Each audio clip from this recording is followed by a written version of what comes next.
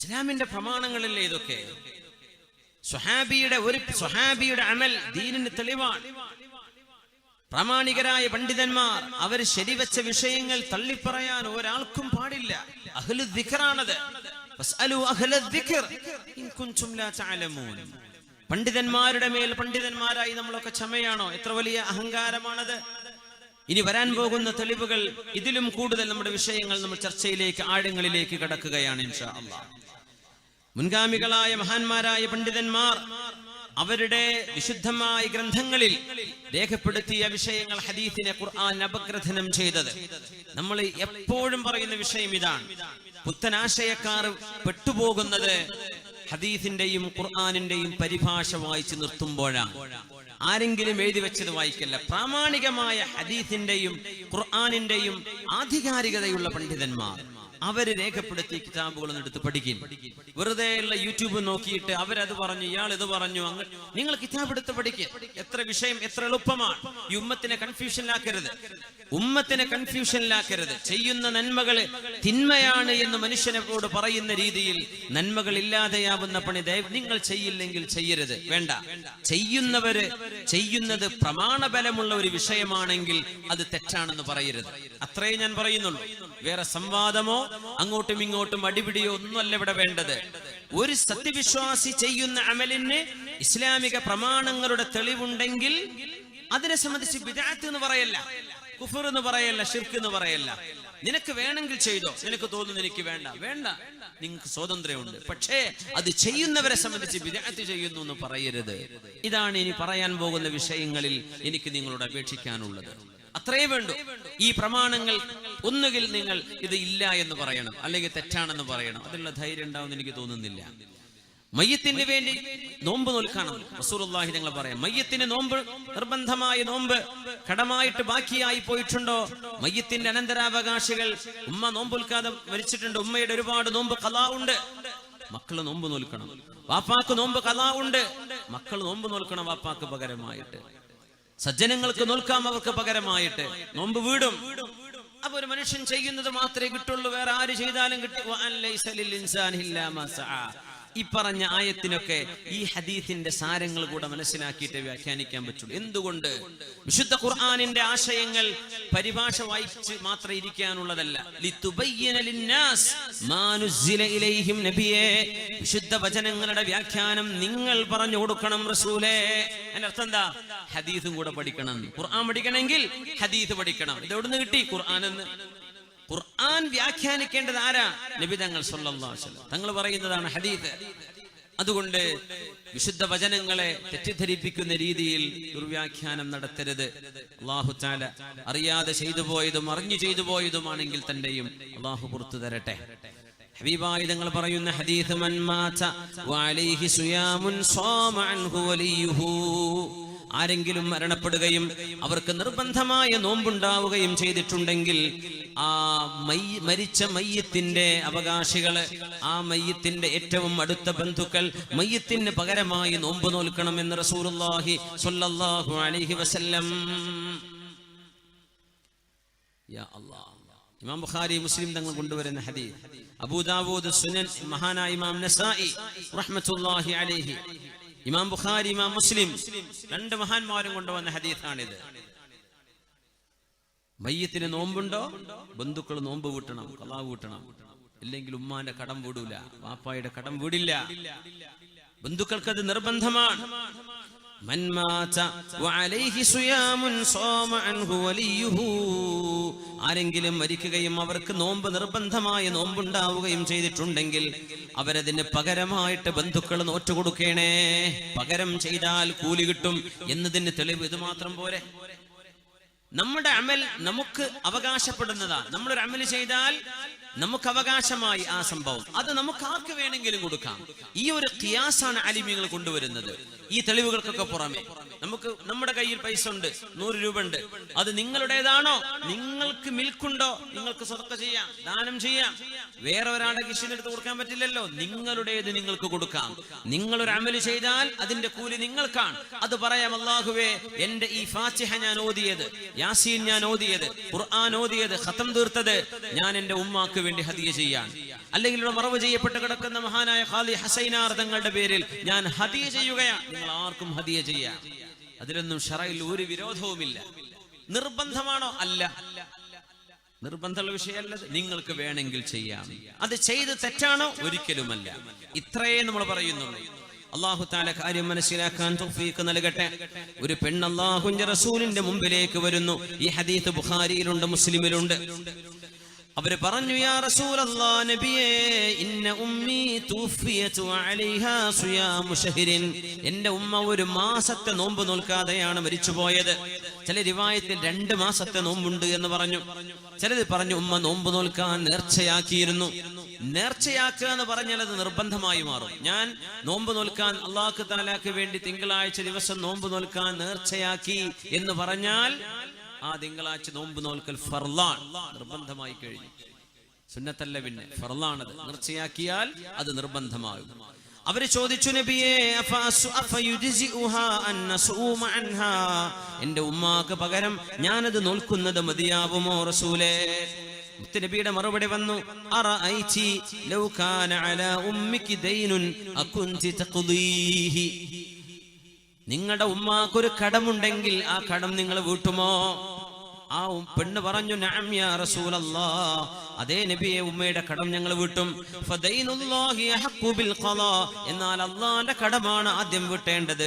സൂമി അൻ ഉമ്മിക്കി, നിങ്ങളുടെ ഉമ്മാക്ക് പകരം നിങ്ങൾ നോമ്പെടുത്തോളൂ എന്ന് മഹാനായ റസൂലുള്ളാഹി സ്വല്ലല്ലാഹു അലൈഹി വസല്ലം, ഹബീബുനാ റസൂലുള്ളാഹ് സ്വല്ലല്ലാഹു അലൈഹി വസല്ലം തങ്ങൾ പറയുന്നു, ബന്ധുക്കളോട് നോൽക്കണം എന്ന് പറയുന്നത് ബന്ധുക്കളാണ് ആ വിഷയത്തിൽ ഏറ്റവും കൂടുതൽ നന്മ ചെയ്യാൻ മുന്നോട്ട് വരിക എന്ന ഗാലിബിനെ നോക്കിയിട്ടാണ് എന്ന് അലിമീങ്ങൾ പറയും. ബന്ധുക്കൾക്ക് മാത്രമല്ല, അല്ലാത്തവർക്കും അവർക്ക് പകരം നോമ്പെടുക്കാം, അവർക്ക് പകരം നന്മ ചെയ്യാം. അല്ലാഹു സുബ്ഹാനഹു വ തആല നമ്മുടെ നന്മകളെ ഖബൂൽ ചെയ്യട്ടെ. അല്ലാഹു നമ്മുടെ നന്മകളെ സ്വീകരിക്കട്ടെ. അബൂ ഖതാദ റളിയല്ലാഹു തആല അൻഹു ഹബീബായ നബി തങ്ങളുടെ മുമ്പിൽ വെച്ച് 2 ദീനാർ ഏറ്റെടുത്തത് അതിന് തെളിവാണ്. 2 ദീനാർ നബിയെ ഞാൻ വീട്ടിക്കൊള്ളാമെന്ന് പറഞ്ഞപ്പോഴാണ് ഹബീബായ നബി തങ്ങൾ നിസ്കരിക്കാൻ നിന്നത്. അബൂ ഖതാദ തങ്ങളും മരിച്ച മയ്യിത്തും തമ്മിൽ യാതൊരു ബന്ധവുമില്ലല്ലോ. പക്ഷേ ഈമാനിന്റെ ബന്ധം മതി, ഈമാനിന്റെ ബന്ധം മതി. മരിച്ചവർക്ക് വേണ്ടി ഖുർആൻ ഓതാൻ പറ്റുമോ? ഇതാണ് വലിയ തർക്കമുള്ള വിഷയം. മറ്റേതൊക്കെ ഏറെക്കുറെ എല്ലാവരും അംഗീകരിക്കുന്ന വിഷയങ്ങളാവാം. പക്ഷേ മരിച്ചവർക്ക് വേണ്ടി ഖുർആൻ ഓതാം, ഖബറിനടുന്ന് ഓതാൻ പറ്റൂ? അപ്പൊ പറയും ബിദ്അത്താണ്. സുബ്ഹാനല്ലാഹ്. മരിച്ച മയ്യത്തിന്റെ അടുത്ത് യാസീൻ ഓതാൻ പറ്റും, പറയും ബിദ്അത്ത്. തങ്ങൾ പത്രം വായിച്ചാലും കുഴപ്പമില്ല, യാസീൻ ഓതാൻ പാടില്ല. ഇങ്ങനെയൊക്കെ പറഞ്ഞ ആളുകൾ എനിക്ക് വളരെ വേദന തോന്നുകയാണ്. അള്ളാഹുവിന്റെ ദീനിനെ കൊണ്ട് കളിക്കരുത്. നിങ്ങൾ വേറെ ഏതെങ്കിലും പണി ചെയ്തോളൂ. ദീനിന്റെ വിഷയങ്ങൾ പ്രാമാണികരായ പണ്ഡിതന്മാർ പറഞ്ഞു വെച്ച വിഷയങ്ങളിൽ കയറി സംസാരിക്കുമ്പോൾ ചിരി അദബ് വേണം. അത്രമാത്രമേ പറയുന്നുള്ളൂ. ഖബറിന്റെ അരികത്ത് ഖുർആൻ ഓതിയാൽ തെറ്റാണത്, പാടില്ല എന്ന് എങ്ങനെ പറയാൻ കഴിയും? വിശുദ്ധ ഖുർആൻ ഓതാൻ പാടില്ല എന്ന് ശറഅ് പറഞ്ഞ സ്ഥലങ്ങളിൽ പാടില്ല. ജനാബത്തുള്ള ഒരാൾ ഓതാൻ പാടില്ല, അശുദ്ധിയുള്ള ഒരാൾ ഓതാൻ പാടില്ല, ബാത്റൂമിൽ വെച്ച് ഓതാൻ പാടില്ല, ഔറത്ത് കാണിച്ച് ഔറത്ത് മറക്കാതെ ഓതിക്കൂടാ, അല്ലെങ്കിൽ റുകൂഇലും സുജൂദിലും ഖുർആൻ ഓതാൻ പാടില്ല. തങ്ങൾ പറഞ്ഞിട്ടുണ്ട്, അലാ വ ഇന്നി നുഹീതു അൻ നഖറഅൽ ഖുർആന റാകിഅൻ വസാജിദ. റുകൂഇലും സുജൂദിലും ദിക്റ സുബ്ഹാനല്ലാഹി സുബ്ഹാനല്ലാഹിൽ അദീം, സുബ്ഹാന റബ്ബിയൽ അദീം, സുബ്ഹാന റബ്ബിയൽ അഅല. ഇതുപോലെ ദിക്റുകളെ റുകൂഇലും സുജൂദിലും പറ്റും. അവിടെ ഫാത്തിഹ ഓതുക, സൂറത്ത് ഓതുക പാടില്ല. അല്ലാഹു എന്നോട് നിരോധിച്ചിരിക്കുന്നു എന്ന് തങ്ങൾ പറഞ്ഞു. റുകൂഇലും സുജൂദിലും ഖുർആൻ ഓതാൻ പാടില്ല, റുകൂഇലും സുജൂദിലും ഖുർആൻ ഓതാൻ പാടില്ല, ബാത്റൂമിൽ പാടില്ല, ജനാബത്തുള്ള ആള് ഓതാൻ പാടില്ല. ഇങ്ങനെ പാടില്ല എന്ന് പറഞ്ഞ വിഷയങ്ങളിൽ ഖബറിന്റെ അടുത്ത് പാടില്ല എന്ന് പറഞ്ഞോ? ഇല്ലല്ലോ. അസ്ലു ഷൈഇൽ ഹില്ലു, മിനിമം ഏതൊരു വിഷയത്തിന്റെയും അടിസ്ഥാനം ഹലാലാണെന്നാണ്. മയ്യത്തിനടന്ന് ഓതുമ്പോഴേക്കും അങ്ങോട്ട് പോയി ശിർക്കായി പോയി, അല്ലെങ്കിൽ ബിദ്അത്തായി പോയി എന്ന് ദയവ് ചെയ്ത് പറയരുത്. എന്താണ് ഇതിന് തെളിവ്? ഇത് മുഹാജിറുകൾ ചെയ്ത പണിയാണ്, ഇത് അൻസ്വാരികൾ ചെയ്തതാണ്, താബിഈങ്ങൾ പ്രമുഖരായ പ്രാമാണികരായ പണ്ഡിതന്മാർ അംഗീകരിച്ചതാണ്. അംഗീകരിച്ചു കഴിഞ്ഞൊരു വിഷയത്തിൽ നമ്മള് അതിൽ അഭിപ്രായം പറയുന്നത് വലിയ അദബുകേടാണ്. അള്ളാഹുവിനോട് അദബ് കാണിക്കാത്തതിന്റെ പേരിലാ ഇബ്ലീസിനെ പുറത്താക്കിയത്. ആദം നബിയോട് അദബ് കാണിക്കാത്തതിന്റെ പേരിൽ അദബുകേട് ചെയ്യരുത്. വിശുദ്ധ ഖുർആൻ ബറക്കത്തുള്ളതല്ലേ? നമ്മൾ ആദ്യം അത് ചർച്ച ചെയ്യാം. ഖുർആന് ബറക്കത്തുണ്ടോ ഇല്ലേ? ഖുർആൻ അല്ലാഹു തആല ഖുർആൻ ഇറക്കിയതിന് ലക്ഷ്യങ്ങളുണ്ട്. ഇതൊരു സംവാദമോ അല്ലെങ്കിൽ എന്നൊരു വിവാദമോ അതൊന്നുമല്ല. കാര്യങ്ങൾ മുഅ്മിനീങ്ങൾക്ക് മനസ്സിലാക്കി തരാൻ വേണ്ടി പറയാം. ഇതൊരു ഉറൂസ് പരിപാടിയാണ്. മഹാനായ ഖാദി ഹുസൈനാർ തങ്ങൾ അനുസ്മരിക്കുന്ന അള്ളാഹുവിന്റെ ഒരു വലിയനെ ആദരിക്കുന്ന ഒരു സദസ്സാണിത്. അതിന്റെ പേരിൽ ഒരു ബിദ്അത്തും അള്ളാഹു അംഗീകരിക്കാത്ത, ദീൻ പൊറുക്കാത്ത, മഹാന്മാരായ പണ്ഡിതന്മാർ അംഗീകരിക്കാത്ത ഒരു തിന്മയും ആരും ചെയ്യാൻ പാടുള്ളതുമല്ല. അതൊക്കെ അംഗീകരിച്ചുകൊണ്ട് തന്നെ ഖുർആൻ പാരായണം, നമ്മൾ മയ്യത്തിനിടന്ന് ദുആയിരക്കൂലേ, ഖബറങ്ങ് ചെന്ന് യാസീൻ ഓതില്ലേ, ഖുർആൻ ഖത്തപ്പുര കിട്ടുന്നില്ലേ നമ്മള്, അതൊക്കെ നന്മയാണ് എന്ന് മനസ്സിലാക്കുക, ഒന്നുകൂടി ഊട്ടി ഉറപ്പിക്കുക മാത്രമാണ് നമ്മുടെ ഇന്നത്തെ ചർച്ചയുടെ ലക്ഷ്യം. വിശുദ്ധ ഖുർആൻ ബറക്കത്ത് ഉള്ളതാണ്, അല്ലാഹു ബറക്കത്തിന് വേണ്ടി ഇറക്കിയതാണ്. ശരിയാണ്. ലിതുൻദിറ മൻ കാന ഹയ്യൻ, ജീവിച്ചിരിക്കുന്നവർക്ക് താക്കീദിനുള്ളതാണ് ഖുർആൻ. ഖുർആൻ മരിച്ചോടത്ത് ഓതാനുള്ളതല്ല എന്ന് കളിയാക്കി പറയുന്നവരുണ്ട്. ജീവിച്ചിരിക്കുന്നവർക്ക് താക്കീത്, ഖുർആനിന്റെ ലക്ഷ്യങ്ങളിൽ ഒരു ലക്ഷ്യം അതാണ്. ജീവിച്ചിരിക്കുന്നവർക്കും മരിക്കുന്നവരും ബറക്കത്ത്, ഖുർആന്റെ ലക്ഷ്യങ്ങളിൽ ഒരു ലക്ഷ്യം അതാണ്. ഖുർആനിന് വ്യത്യസ്തങ്ങളായ ലക്ഷ്യങ്ങളുണ്ട്, ഒന്ന് മാത്രമല്ല. അല്ലാഹു തആല തന്നെ പറയട്ടെ, വഹാദാ കിതാബുൻ അൻസൽനാഹു മുബാറകുൻ ഫത്തബിഊഹു വത്തഖൂ ലഅല്ലകും തുർഹമൂൻ. ഇത് ബറക്കത്തുള്ള ഗ്രന്ഥമാണ്, മുബാറകാണ്. ഫത്തബിഊഹു, ഈ ഖുർആനെ നിങ്ങൾ അംഗീകരിച്ച് ജീവിക്കണേ. വത്തഖൂ, നിങ്ങൾ അല്ലാഹുവിനെ ഭയപ്പെടണമേ. ലഅല്ലകും തുർഹമൂൻ, അല്ലാഹുവിന്റെ കാരുണ്യം നിങ്ങൾക്ക് ലഭിക്കും. സൂറത്തുൽ അംബിയായിൽ അല്ലാഹു പറയുന്നു, വഹാദാ ദിക്റും മുബാറകുൻ അൻസൽനാഹു അഫഅൻതും ലഹു മുൻകിറൂൻ. ഇത് അല്ലാഹു തആല ആകാശ ലോകത്ത് നിന്ന് ഇറക്കിയ ബറക്കത്തുള്ള ഗ്രന്ഥമാണ്, നിങ്ങൾ ഇതിനെ നിഷേധിക്കുകയാണോ? ഖുർആൻ ബറക്കത്തുള്ളതാണ്. ഖുർആൻ ഓതിയിട്ട് രോഗികൾക്ക് മന്ത്രിച്ച് ഊതിക്കൊടുത്താൽ അതിന് ശിഫയുണ്ടല്ലോ. ഈ മന്ത്രിച്ചൂത എന്ന് പറഞ്ഞത് അപ്പോഴേക്കും പറയാം, പറഞ്ഞു വിദ്യാർത്ഥി, അതാ ഖുറാഫാത്ത് പറയുന്നു. ദീനിനെ പറ്റി പറയേണ്ടത് പിന്നെ എന്താ? അള്ളാഹുവിന്റെ ദീനിന്റെ പ്രമാണങ്ങളെ മാറ്റിവെച്ച് നമുക്ക് സംസാരിക്കാൻ പറ്റുമോ? നമ്മുടെ ഉമ്മത്തിന്റെ ബ്രെയിൻ വാഷ് ചെയ്ത് കഴിഞ്ഞു. ബ്രെയിൻ വാഷ് ചെയ്ത് കഴിഞ്ഞു. എത്രയോ നന്മകൾ കെടുത്തിക്കളഞ്ഞു. എന്തെങ്കിലും ചെയ്യുന്നു പറയുന്നു, ഒക്കെ വേണ്ട വേണ്ട വേണ്ട വേണ്ട വേണ്ട, ഇന്നത് വേണം വേണം എന്ന് വല്ലതും പറയുന്നുണ്ടോ? അധികം തന്നെ പറയാം, പഠിക്കാതെ അങ്ങോട്ട് പറയാം. അതിന് കാരണങ്ങളുണ്ട്, ചില കാരണങ്ങളുണ്ട്. നമ്മുടെ ഗൾഫ് നാടുകളിൽ പ്രവാസ ലോകം കൊണ്ടുണ്ടായ നന്മകളൊക്കെ നമ്മൾ ഓർക്കുന്നതോടൊപ്പം വിശ്വാസികളുടെ വിശ്വാസങ്ങളിലേക്ക് ബിദ്അത്ത് കയറി കൂടിയിട്ടുണ്ട്. അതിനൊക്കെ നമ്മുടെ പ്രവാസ ജീവിതം വലിയൊരളവോളം അതിലൊരു പങ്ക് വഹിച്ചിട്ടുണ്ട് എന്ന് പറയാതിരിക്കാൻ വയ്യ. അവര് പറയുന്ന പ്രമാണങ്ങള് ശാഫിഈ മദ്ഹബിന്റെ പ്രമാണങ്ങളാണോ, അയിമത്തുകൾ അംഗീകരിച്ചതാണോ എന്ന് പോലും നോക്കാതെ ഹദീസും ആയത്തും, ഇവർക്ക് ഹദീസും ഖുർആനും തെളിവാണ്, മറ്റവർക്ക് അത് തെളിവല്ല. അങ്ങനെയല്ല. ഖുർആനും ഹദീസും ഇജ്മാഉം ഖിയാസും റഈസ് സ്വഹാബയും ഇസ്തിഹ്സാനും മസാലിഹുൽ മുർസലയും റഈസ് സ്വഹാബയും ഇതൊക്കെ പ്രമാണങ്ങളാണ്.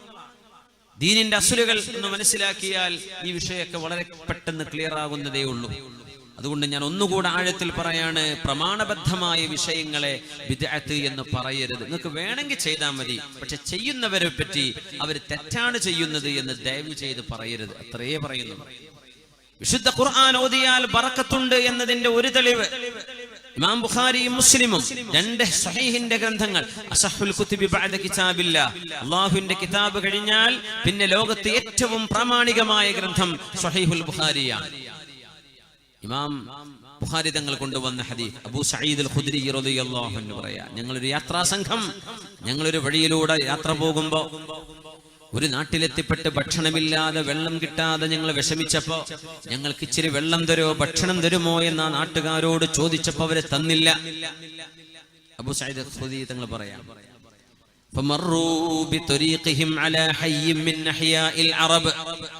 അങ്ങനെയാണ് അക്കൂട്ടത്തിലെ ഗോത്ര തലവനെ ഒരു പാമ്പ് കടിച്ചു.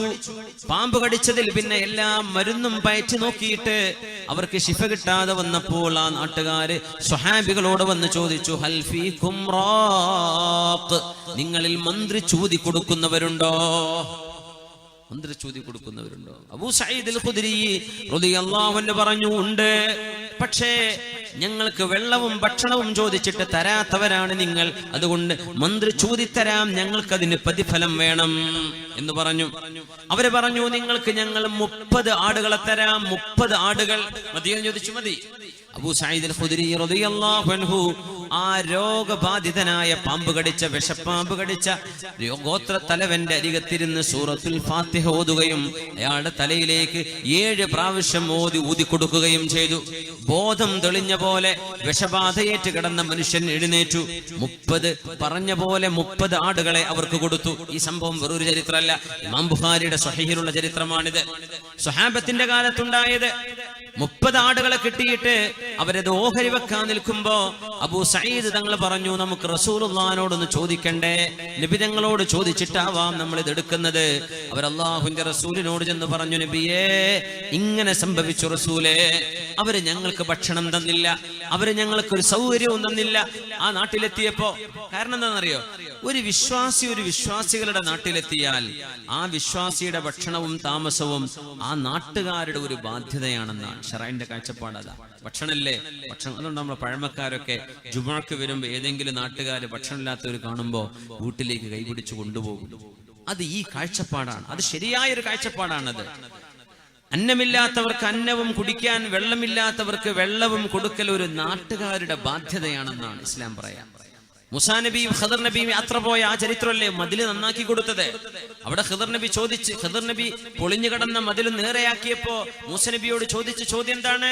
മൂസ നബിയെ, അതിന് എന്തെങ്കിലുമൊക്കെ അവരോട് വാങ്ങിച്ചൂടായിരുന്നോ? നമുക്ക് ഭക്ഷണം തരാത്ത നാട്ടുകാരല്ലേ. കാശിന് വാങ്ങിച്ചൂടെ എന്നല്ല അവിടെ വിഷയം. ഒരു നാട്ടിലേക്ക് ഒരു മുസ്ലിം എത്തിയാൽ ആ മുസ്ലിമീങ്ങളായ ആളുകൾ, ആ നാട്ടുകാർ ഇവർക്ക് ഭക്ഷണം കൊടുക്കണമെന്നാണ്, യാത്രക്കാരെ അവര് സംരക്ഷിക്കണമെന്നാണ്. അത് ഇസ്ലാമിന്റെ ഒരു വലിയ മനോഹരമായ ഒരു കാഴ്ചപ്പാടാണ്. മുത്തനബിയെ, ഞങ്ങൾ അവരോട് അതിന് നിങ്ങൾക്ക് കൂലി വേണമെന്ന് പറഞ്ഞു. ഇല്ലാ ബിജുഅലിൻ തജഅലൂനഹു ലനാ എന്ന് ഞങ്ങൾ പറഞ്ഞു. അങ്ങനെ 30 ആടുകളെ ഞങ്ങൾക്ക് തന്നു നബിയെ. സൂറത്തുൽ ഫാത്തിഹ ഞാൻ ഓതിയിട്ട് ആ രോഗിയുടെ തലയിലേക്ക് ഊതി കൊടുത്തു നബിയെ. അല്ലാഹു ശിഫ കൊടുത്തു. ഇത് പറഞ്ഞപ്പോൾ നബി ഞങ്ങൾ കൊടുത്ത മറുപടി എന്താണെന്നറിയോ? വമാ അദ്റാക അന്നഹാ റുഖിയ, ഇത് തന്നെയാണ് മന്ത്രി ചൂതി കൊടുക്കുന്ന ചികിത്സ. നിങ്ങൾ ചെയ്തത് ശരിയാണ്. യഖ്തസിമു, 30 ആടുകളും നിങ്ങൾ ഓഹരി വെച്ചെടുത്തോളൂ. വജഅലൂ ലീ മഅകും സഹ്മാ, അതിൽ ഓരോഹരി എനിക്കും തന്നോളൂ എന്ന് നബി ഞങ്ങൾ പറഞ്ഞു. സ്വഹാബത്തിന്റെ മനസ്സിനൊരു സമാധാനം ഉണ്ടാവാൻ വേണ്ടി അതിൽ ഓരോഹരി എനിക്കും തന്നോളൂ എന്ന് നബി ഞങ്ങൾ പറഞ്ഞത് പരിശുദ്ധമായ ഇമാം ബുഖാരി സ്വഹീഹിൽ കൊണ്ടുവന്ന ഹദീസാണ്.